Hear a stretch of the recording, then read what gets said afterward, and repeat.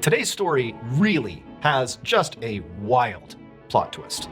And that's kind of what we do on this channel. We look for stories with crazy plot twists. This is a big one.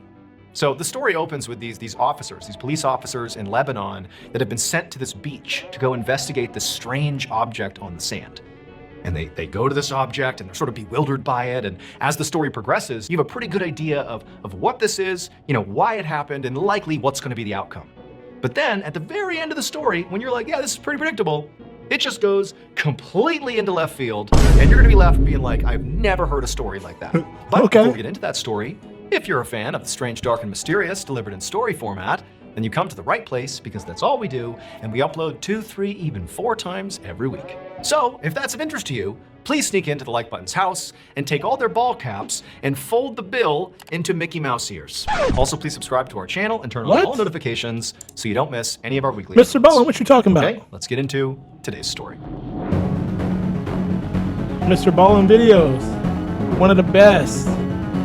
One night in late January of 1965, a police officer named Fareed Jaber, along with another officer, his partner, were walking along a beach in Antilias, Lebanon, which is a tiny village just north of Beirut. The weather was absolutely terrible. It was freezing out, it was pouring rain, and it's nighttime, so it's dark out. I mean, this is a pretty nasty time to be out, walking around. As much as Fareed and very likely his partner would have desperately liked to have been home in bed right now, they knew that, they both needed this job, especially Fareed. It paid well and he couldn't afford to lose it, and so sometimes doing this job, being a cop, was pretty uncomfortable, and he'd sort of just accepted that. Now, the reason that Fareed and his partner were out here right now patrolling this beach in this terrible weather was because somebody had called in and said that they saw something odd on the beach, and they thought maybe it could be a dead body, or it could just be a body, period. They didn't know, but there was something odd on the beach. So the police were called to go have a look. Now, this part of Lebanon was considered pretty safe. So, the idea of bodies turning up sort of out on the beach or out, in public anywhere was just sort of unheard of. And so Fareed and his partner really didn't expect to walk up on a dead body or something. In fact, Fareed really just expected to find some dead sea creature or something, or maybe some trash, he didn't know what. But as he's walking along with his jacket pulled around tight and he's scanning the beach with his flashlight, battling the weather, he just felt kind of annoyed that they were out here. Like, this is gonna be nothing. Like, why are we even being called out here? There's no way there's literally a body on the beach right now.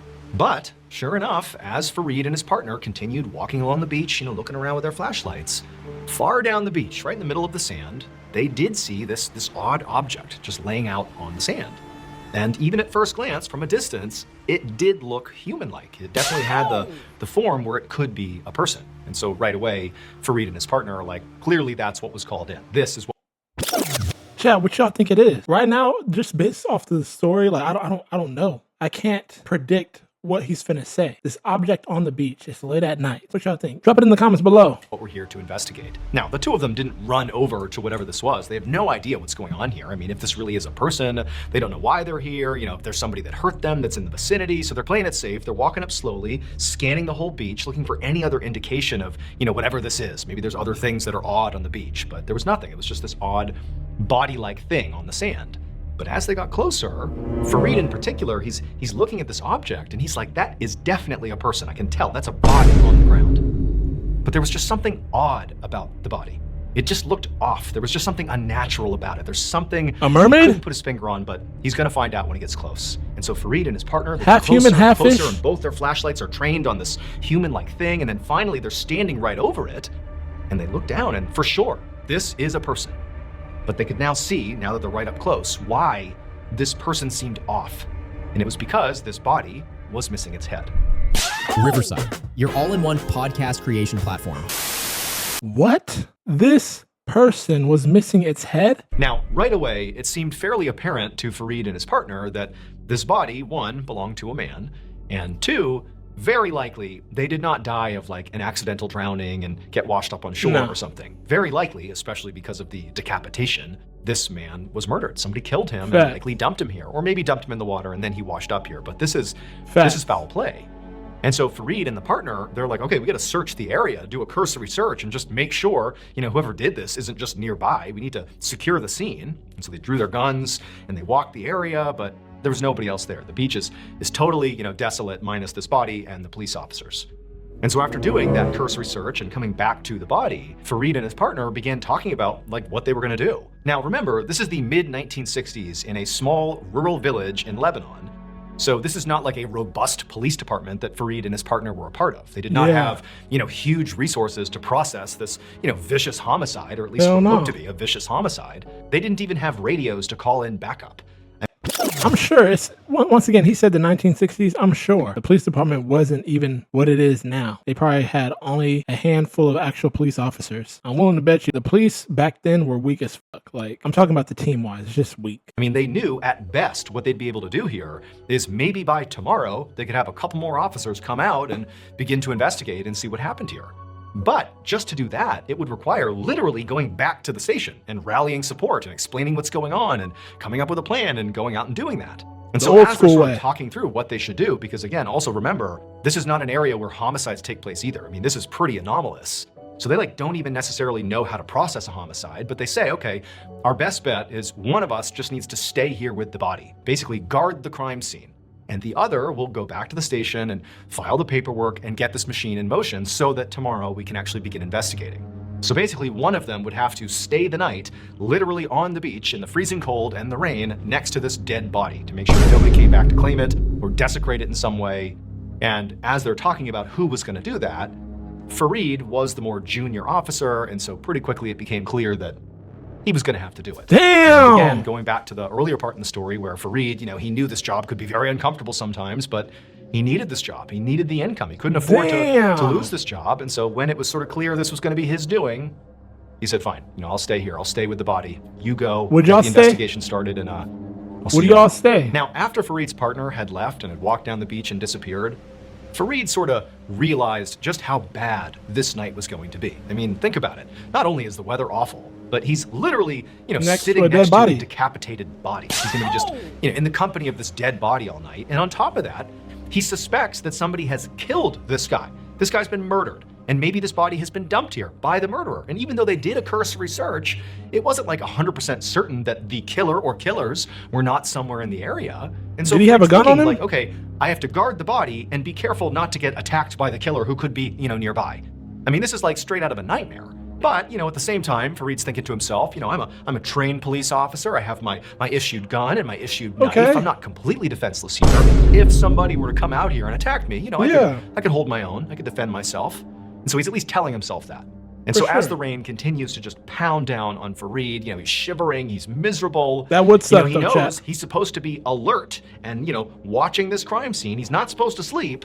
But he's so uncomfortable that he finds himself getting down on the sand and kind of, getting into the fetal position, trying to find a little bit of comfort. And then at some point he does get a little comfortable. In fact, so comfortable that despite how awful it was outside, he did fall asleep at about maybe 2 or 3 in the morning. First of all, would y'all be able to do this? Stay with the dead body overnight on the beach while it's raining. The weather is just super cold and you're over here shivering and shit. Keep in mind, this is the 1960s, so the pay probably wasn't even as good as it is now when it comes to police officer. You're probably getting paid 50 cents an hour. Would y'all do it for that amount of money? Once again, he did need the job though. They did say this in the story time, so hey, if you need the money, you need the money. This is some pretty harsh conditions to endure, I'm not gonna lie. And so Fareed falls asleep, and then a few hours later, he wakes up and he's in a panic because he knows he wasn't supposed to fall asleep. He's supposed to be guarding this crime scene to make sure nobody touches this body. And also remember, he thinks the killer could be out here, like it's an actual real possibility. They might come back and do something to the body, and he's just fallen asleep. And so he kind of scrambles to his feet. He's taking stock of the scene. It's still raining. It's still cold and dark out. And he turns and he looks where the body is supposed to be, and it's gone. The body is gone. And so instinctively, he's thinking, oh, the killer's nearby. They must have grabbed the body. He reaches for his gun, and his holster's empty. And so now it's truly a nightmare scenario for Fareed. He was supposed to be here to watch the crime scene, and he allowed the body to be taken, and he's been disarmed. That actually gave me goosebumps. What the hell? The whole body being missing, that was kind of predictable what he was finna say. But the whole being disarmed, that's what's got me thinking right now. What the hell? Did someone come get the body? Or did the body wake up on some weird shit and disarm him? I know it was decapitated, but still, what are we getting ourselves into with this whole story time? Now, fortunately, he had his, service knife and he pulled that out. That's all he's got at this point. But he's thinking, I'm screwed. What happened? Where did it go? Where'd the body go? Where'd my gun go? What do I do? And so he starts thinking, well, wait a minute, maybe an animal came by and grabbed the body and dragged the body and it's nearby. And he's sort of like looking up and down the beach and he's thinking, it could be pretty far away, but he sees there's no drag marks. There's no way the body could have been dragged by an animal. And then also what, an animal came back and unclipped his holster and took his gun out and took that away? That doesn't make any sense. He would have at least woken up if that was happening. But then he's like, well, wait a minute, maybe a wave came up and grabbed the body and dragged it into the ocean. That's why it's not here. That's why there's no drag marks. No. But he looked at where he was sleeping, and almost certainly if the body had been struck with a big wave that dragged it into the ocean, Fareed would have been hit by that same wave and he would have woken up. And also, again, who took his gun? And so the realization hit Fareed that the only explanation here is a person came over here while I was asleep, took the body, took my gun, and now they're gone. So the night before, Fareed, the officer who was, left on the beach to guard the scene, the one who fell asleep, Fareed, his cousin, a man named Habib Jaber, had been walking along the beach alone when he had been attacked. This man had robbed him and then killed him and decapitated him. And he had left Habib's body on the shore. But he had taken his head and the money he'd stolen from him back to his home. But several hours later, the killer realized maybe it had been a mistake to leave so much evidence behind, namely leaving behind the headless body. Maybe that could get them in trouble. So they decide, okay, I'm gonna go back and get the body and bring it here as well to get rid of the evidence. But when the killer got back to the beach, back to the crime scene, he saw the body was now being guarded by a police officer. And that police officer was Fareed. Now, it's very important that you understand that Fareed, the officer, had no idea that the body he was guarding belonged to his cousin. All he knew was that this was a man who was killed. But because he was missing his head, he had not been able to identify him as his cousin. He just thought it was some stranger, some man had been killed, not his cousin. Now, when the killer got to the beach, he was about to turn around because he sees I can't do anything because, this officer is guarding the body, what can I do? But he snuck up a little bit closer and he realized the police officer, Fareed, he had fallen asleep on the job. And so while Fareed was sleeping, the killer did walk up, pick up the body, carry it off to his house, which was not far away. And he also went back and he took Fareed's gun out of his holster, all while Fareed was asleep.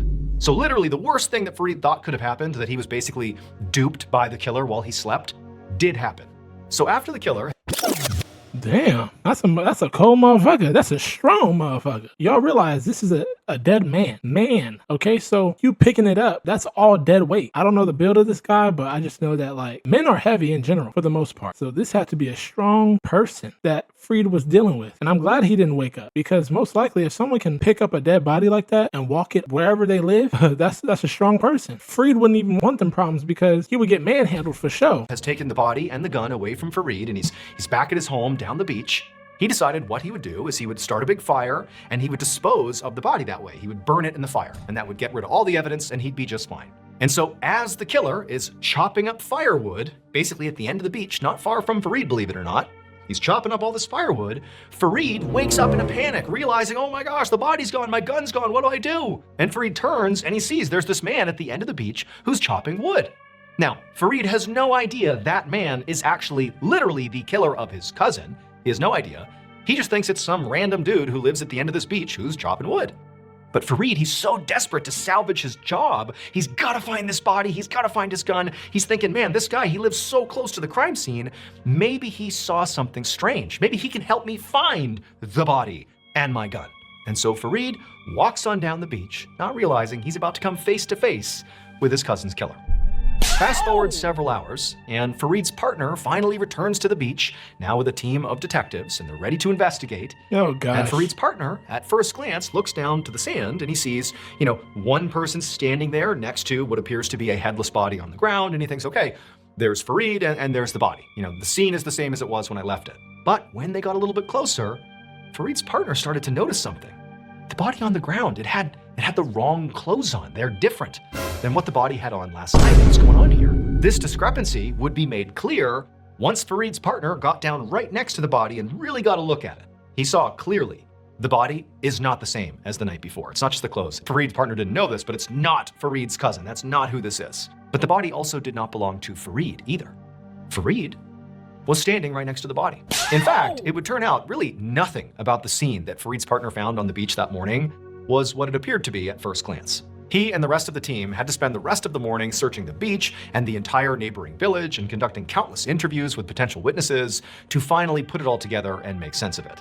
And by the end of that day, the story that they managed to put together was so totally bizarre that it made headlines all over the world.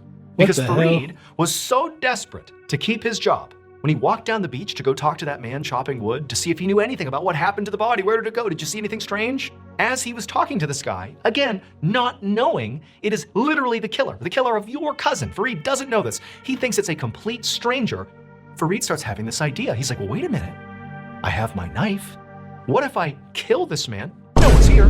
Cut his head off and put his body over there. Oh, holy shit. Ain't no way a police officer did that shit.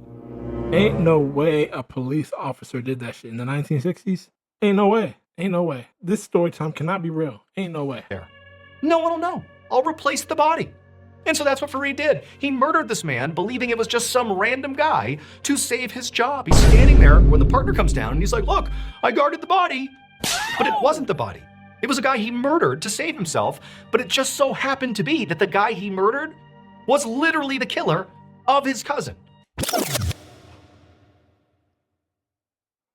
Boom! Yo, this story time is insane. Ain't no way. Oh my gosh. Had no idea. And so even though in sort of a roundabout, backwards, vigilante way, justice was done here, Fareed took out the killer of his own cousin, even though that did technically happen, Fareed was still arrested for murder.